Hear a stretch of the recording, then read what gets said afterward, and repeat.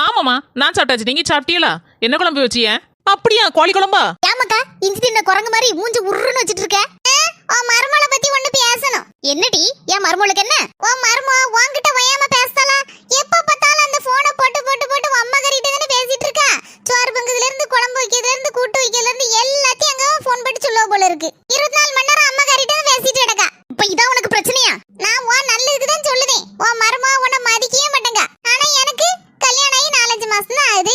எப்ப பார்த்தாலும் உன் பேச்ச தான் கேட்டுட்டு இருக்கேன்.